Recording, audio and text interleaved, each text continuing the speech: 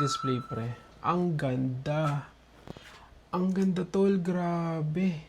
This is using a 144Hz AMOLED display and a 6.79 inch and has a Corning Gorilla Glass 7i. Actually, inopen ko na siya to test it out dun sa mall. And then, tignan yung pinili nating wallpaper. Grabe yung pagka-curved display na ito. Ang linis, ang smooth. Tapos, check natin yung highest brightness. Oh, grabe. Ibang-iba talaga siya sa mga phones na low budget. Unlike this is a 13,000 phone. And having this display, grabe, kakaiba, no? Now, check natin po tayo dun sa settings. Oops. Ayan. Tayo sa settings. Baba natin. Hanapin ko yung storage.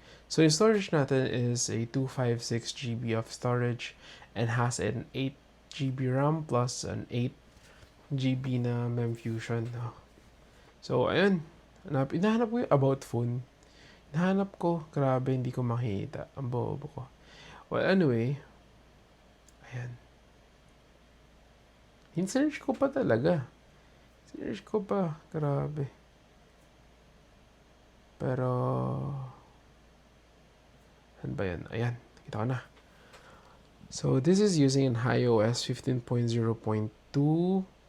And also, guys, don't forget to subscribe and follow me for more. We will be doing a comprehensive game test and a honest review for this phone, diba? Since ito naman yung ano natin ito naman yung goal natin from the start, to give you a good background of this phone, if it's worth it na maging gaming phone or not.